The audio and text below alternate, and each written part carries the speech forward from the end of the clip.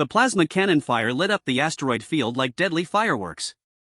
Commander Zektar of the Vortak Empire watched through his tactical display as the massive alien creature writhed in agony, trapped between two floating rocks. The beast was magnificent even in its death throes, standing nearly 4 meters tall with obsidian black fur that seemed to absorb light itself, 6 powerful legs ending in claws that could tear through battle armor, and eyes that glowed like molten gold. "Target is secured, Commander," reported his weapons officer. "The Terran combat hound is immobilized. "Shall we finish it?" Zektar's mandibles clicked with satisfaction. The humans had been fools to think their genetically enhanced war beasts could match Vortak military might. This particular creature had single-handedly destroyed 3 of his scout ships before they managed to corner it here in the Kepler debris field. Now it would serve as proof of humanity's defeat when he presented its corpse to the High Command. "Maintain position." "Let it suffer," Zektar ordered, his reptilian features twisting into what passed for a smile among his species.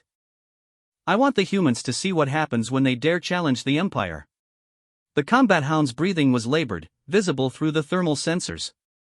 Purple blood seeped from multiple plasma wounds across its massive frame. Its right rear leg hung at an unnatural angle, clearly shattered by the focused bombardment. Yet somehow, those golden eyes still burned with defiance. 3 light-years away, Captain Sarah Chin of the UES Mercy received the distress beacon. The signal was faint but unmistakable. Fenrir was still alive. The massive combat hound had been her partner for 2 years, bred from enhanced Terran wolves and cybernetically augmented for deep space operations. More than that, Fenrir had saved her life countless times during the border conflicts with the Vortak. "Ma'am, that signal is coming from deep in enemy territory," warned her navigation officer, Lieutenant Rodriguez. "The Kepler field is crawling with Vortak patrols. It would be suicide to attempt a rescue." Sarah studied the tactical display showing Vortak ship movements around the asteroid field. 12 vessels, including a heavy cruiser. Her medical frigate carried minimal weapons and a crew of only 30. By every military calculation, Rodriguez was right. "Fenrir didn't abandon me when I was bleeding out on Proxima Station," she said quietly, her fingers tracing the scar across her left temple where Vortak claws had nearly ended her life. "I'm not abandoning him now." The bridge fell silent. Every crew member knew the stories about the captain and her combat hound. How Fenrir had fought through an entire Vortak boarding party to reach the medical bay where Sarah lay unconscious. How the beast had guarded her for 3 days straight without food or rest until reinforcements arrived. "Plot a course for the Kepler field," Sarah ordered. "And prep the stealth systems. We're going hunting." Meanwhile, Fenrir's enhanced senses picked up something the Vortak sensors missed. A familiar scent carried on the solar winds, Sarah's unique pheromone signature, barely detectable but definitely present.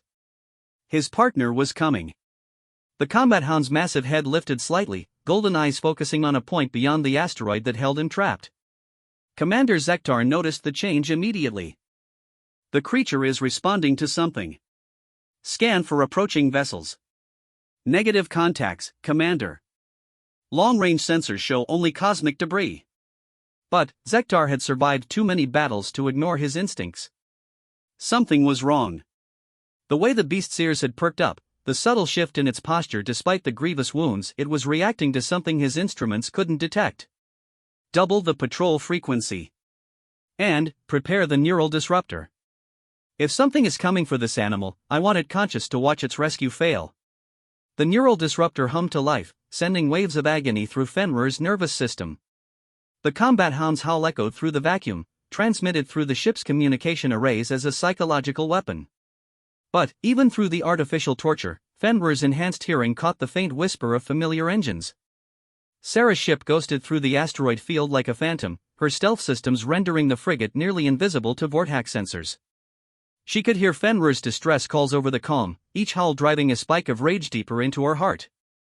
The Vortak weren't just holding him prisoner, they were torturing him for sport. "Captain, we're detecting massive energy signatures ahead," Rodriguez reported, his voice tight with concern. "That's not just a patrol. It's a full battle group." Sarah's jaw clenched as the tactical display revealed the true scope of their opposition. 12 Vortak vessels arranged in a perfect siege formation around the asteroid where Fenrir was trapped. Each ship was armed with enough firepower to reduce her medical frigate to scrap metal in seconds. "They're using him as bait," she realized. "They want us to come." The smart play would be to retreat, report the situation to Fleet Command, and hope for a miracle. But, as another of Fenrir's agonized howls reached her ears, Sarah knew she couldn't live with herself if she flew away. "All hands, this is the captain," she announced over the ship's intercom. "We're about to attempt something that defies every regulation in the book. Anyone who wants to transfer to the escape pods has 30 seconds to make that choice." Not a single crew member moved toward the evacuation stations. The UES Mercy drifted closer to the Vortex formation, her engines running so cold they barely registered above background radiation. Sarah had ordered all non-essential systems offline, leaving only life support and the stealth generators active. The ship moved like a ghost through the asteroid field, using the natural cover of floating debris to mask their approach. Dr. Elena Vasquez, the ship's chief medical officer, worked frantically in the main lab. She had been synthesizing a new compound for the past hour, a combination of combat stimulants and healing accelerants designed specifically for Fenrir's enhanced physiology. If they managed to reach him, the combat Hound would need every advantage to survive what was coming. "Captain, I'm reading quantum fluctuations from the lead Vortex vessel," reported Ensign Park from the science station. "They're charging some kind of exotic weapon." Sarah's blood ran cold. Quantum weapons were banned by 17 different galactic treaties. The energy patterns could literally tear apart matter at the molecular level. If the Vortex were preparing to use such a device on Fenrir, they had maybe minutes before her partner was erased from existence. "Rodriguez, how close can you get us to that asteroid without triggering their proximity sensors?"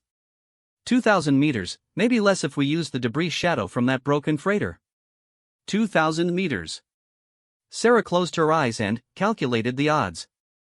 Even if they could beam Fenrir directly to the medical bay, the combat Hound's massive size meant the transport would take nearly 40 seconds. The Vortex would detect the energy signature within 10 seconds and open fire. They would never make it. Unless they provided a distraction. "Change of plans," Sarah announced. "We're not sneaking in. We're kicking down the front door." The bridge crew exchanged worried glances, but nobody questioned the order. Captain Chen had never led them astray before, and her tactical brilliance was legendary throughout the fleet.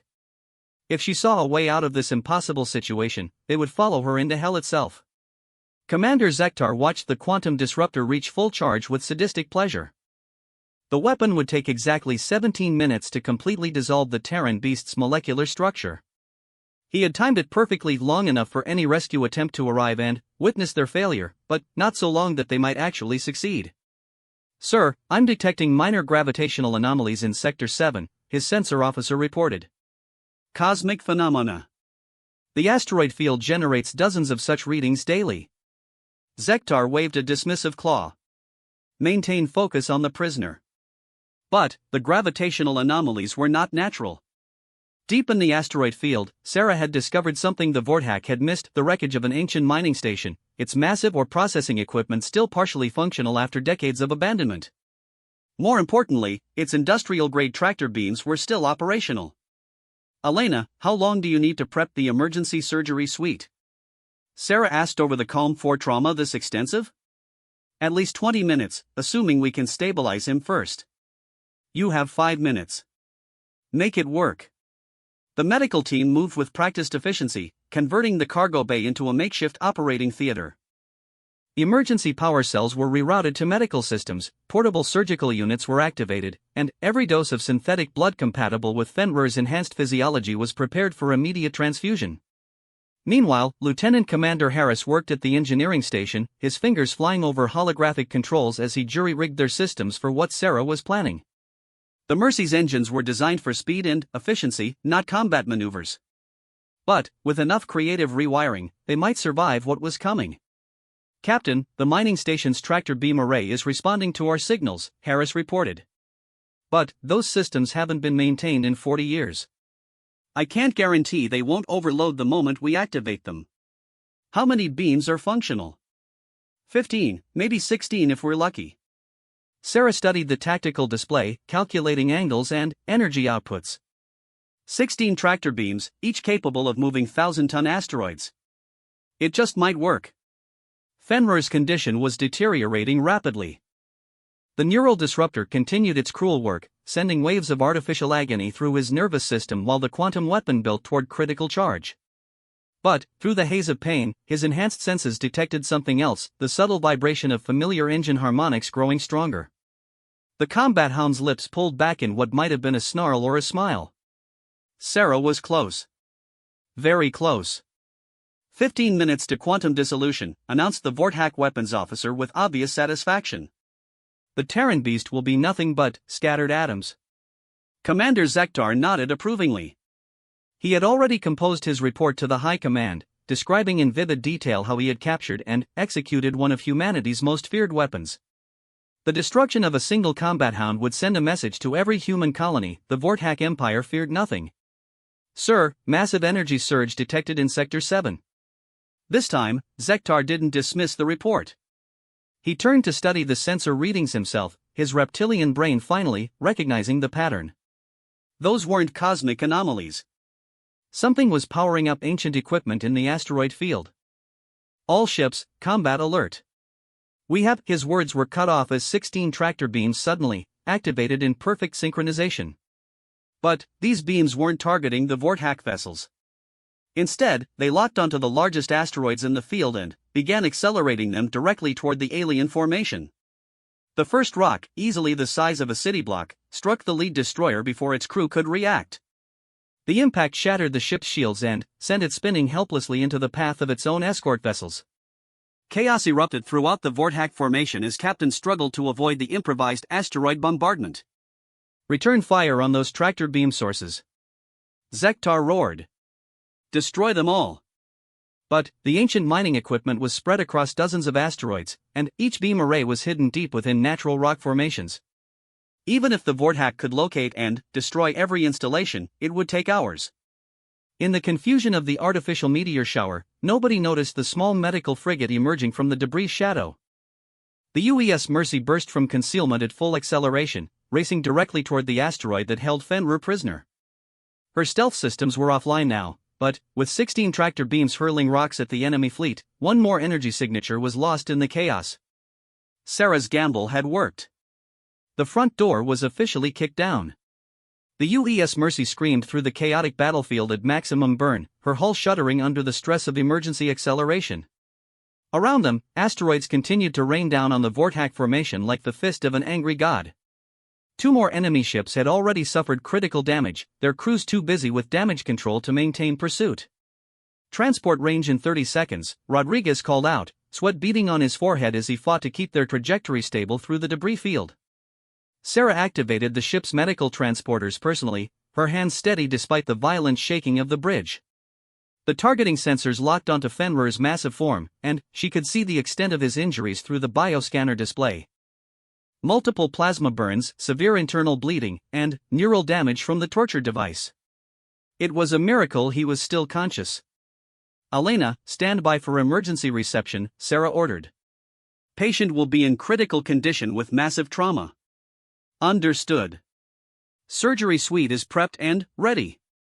But, as the Mercy closed the final distance, Commander Zektar finally managed to break through the asteroid bombardment. His heavy cruiser emerged from the chaos like a predator, its weapons locked onto the approaching medical frigate. Foolish humans, he snarled. You've signed your own death warrant. The cruiser's main cannon charged with deadly purpose. At this range, the Mercy's minimal shields wouldn't last a second against concentrated Vorthack firepower. Sarah watched the energy readings climb and made a decision that would have terrified a sane person. Harris, transfer all power from engines to transporters. Everything we have. Captain, that will leave us dead in space. Do it. Now. The Mercy's engines cut out completely, leaving the ship drifting on momentum alone. But, the massive power surge allowed the transporters to lock onto Fenrir with pinpoint accuracy despite the interference from his cybernetic implants. Energy cascaded around the combat hound's form as the beam began to take hold. Fenrir felt the familiar tingle of transporter energy and, somehow found the strength to lift his massive head. Through the quantum static, he could see the Mercy hanging motionless in space, defenseless against the Vorthack weapons. His partner had sacrificed her ship's mobility to save him. The combat hound's golden eyes blazed with renewed fury. Commander Zektar's finger hovered over the firing control. One shot would vaporize the human medical ship and end this ridiculous rescue attempt. But something made him pause, a change in the quantum readings from his prisoner. "Sir, the Terran beast is experiencing massive physiological changes," his science officer reported with obvious confusion. "Adrenaline levels are spiking beyond anything in our database." What the Vorthak couldn't understand was that Fenrir wasn't just a genetically enhanced wolf. The combat hounds were designed with emergency protocols that activated under extreme stress. As the transporter beam took hold, Fenrir's enhanced adrenal system flooded his bloodstream with synthetic compounds that temporarily supercharged every system in his body. The neural disruptor, designed to cause agony in normal nervous systems, suddenly became a focusing agent. The quantum field that was supposed to dissolve his molecular structure instead interacted with his cybernetic implants in ways the Vorthak had never anticipated. Fenrir's howl shattered the silence of space, transmitted through quantum frequencies that every ship in the system could detect. But this wasn't a cry of pain, it was a battle roar that promised vengeance. The transporter beam completed its cycle just as the combat hound's emergency enhancement reached peak activation. 4 tons of enhanced muscle and cybernetic fury materialized in the Mercy's cargo bay, already moving before the energy discharge fully dissipated. Dr. Vasquez took one look at the readings and nearly dropped her medical scanner. "That's impossible. His vital signs are stronger than when he was healthy." Fenrir's enhanced healing factor, combined with the emergency stimulants, was already working to repair the plasma damage. The combat hound rose to his full height, golden eyes blazing with cybernetic fire, and turned toward the nearest bulkhead as if he could see directly through the ship's hull to the enemy vessels beyond.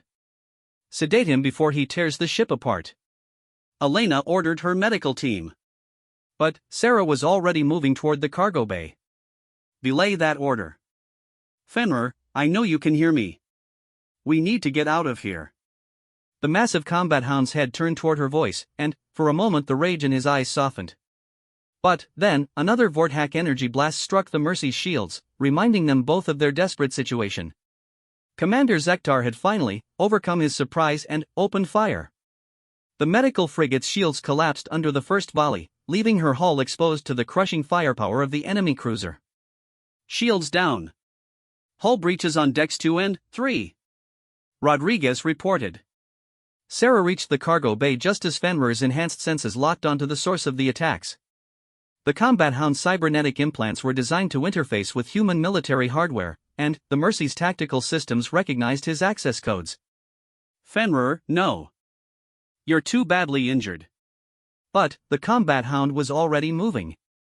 His massive paws found purchase on the cargo bay deck as he bounded toward the ship's emergency airlock. The enhanced strength from his emergency protocols allowed him to move despite injuries that should have left him paralyzed. "All crew, brace for explosive decompression," Sarah ordered as she realized what Fenrir intended.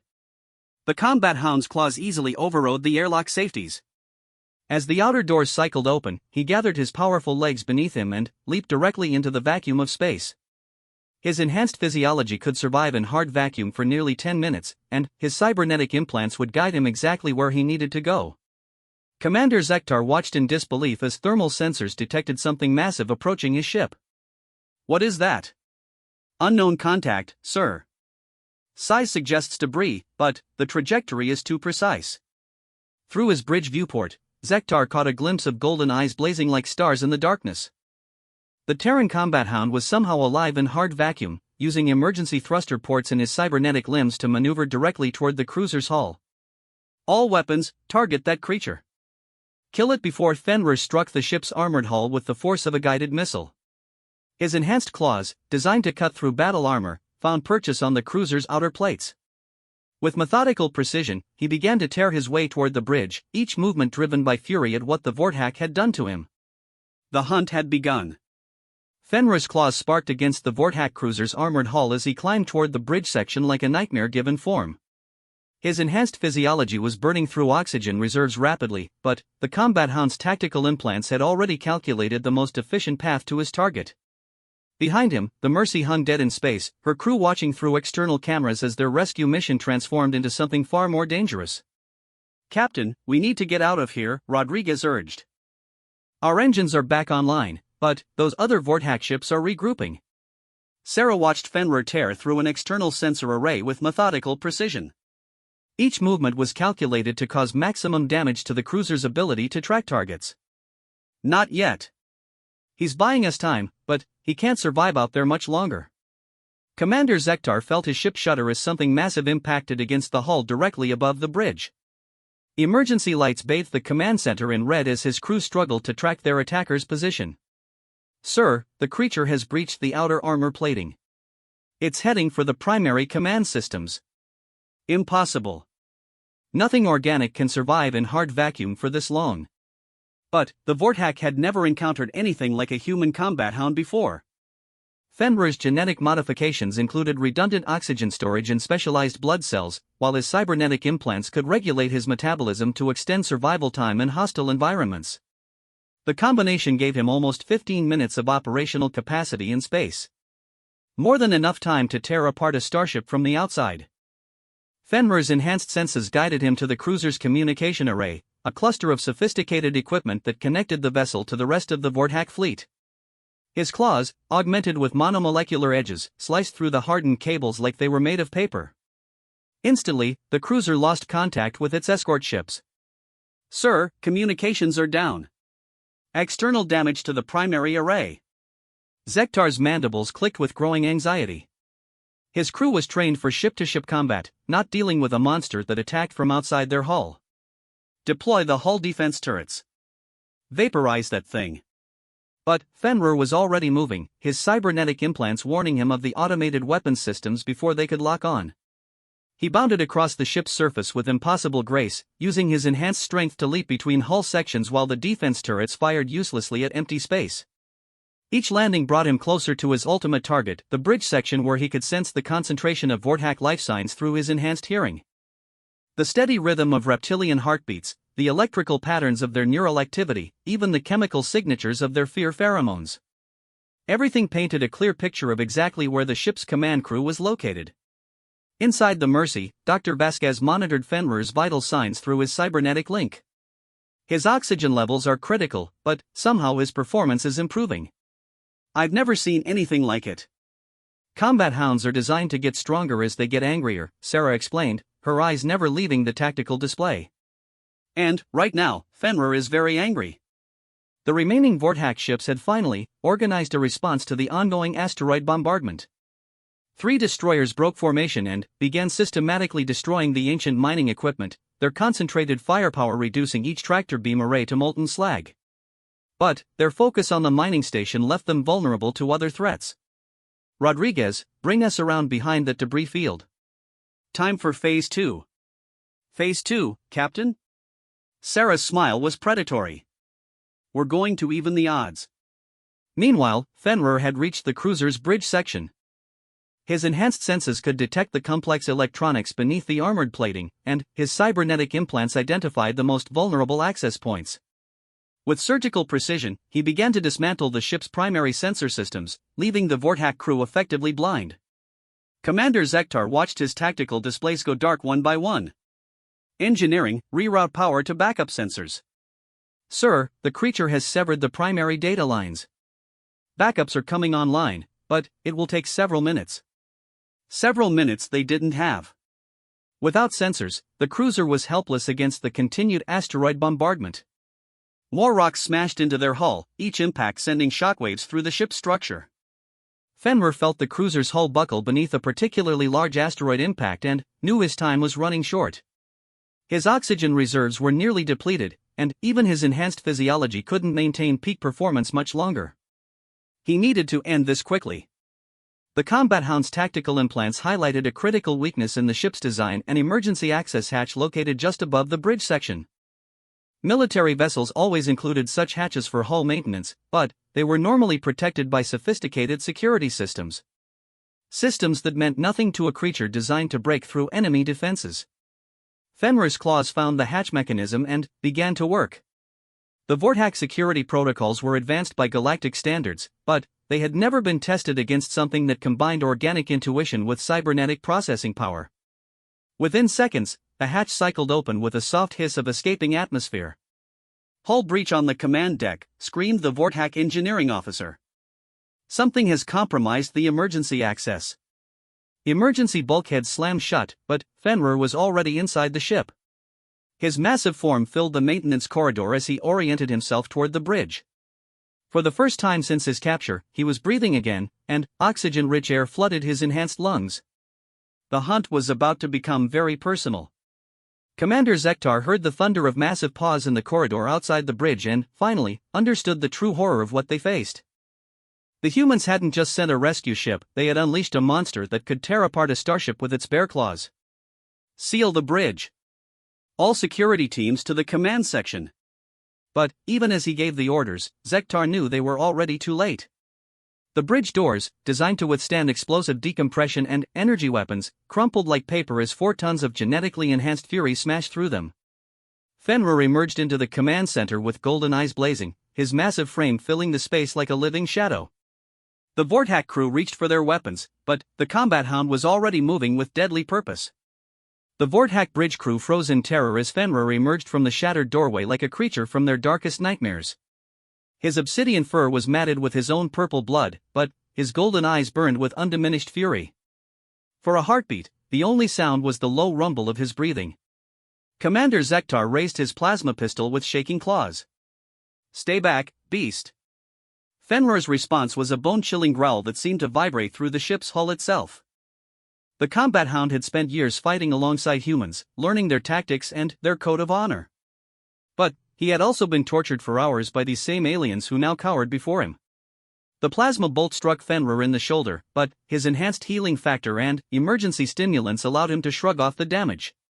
He bounded across the bridge in a single leap, his massive paw slamming into Zektar's chest and pinning the Vortak commander against the main display screen. "Wait," Fenrir's voice emerged through his cybernetic translator, each word carefully modulated despite his rage. "You showed no mercy when I was helpless." "But I am not you." The bridge crew stared in shock. They had expected the beast to tear their commander apart, but instead it was speaking to them in perfect Vortak dialect. Fenrir's enhanced intelligence allowed him to access the cruiser's computer systems through direct interface with his cybernetic implants. Within seconds, he had complete control of the ship's weapons, navigation, and communication arrays. The remaining Vortak vessels suddenly found their flagship turning its guns on them. "Attention Vortak fleet," Fenrir's voice boomed across all frequencies. "You have 30 seconds to power down your weapons and surrender, or I will demonstrate what humans call overwhelming force." Commander Zektar struggled beneath the combat hound's massive paw. "You cannot do this. The Empire will never surrender to a beast." "Then, watch your empire fall," Fenrir replied calmly. The cruiser's main cannon, now under Fenrir's direct control, fired a precise shot that disabled the nearest destroyer's engines without destroying the crew compartments.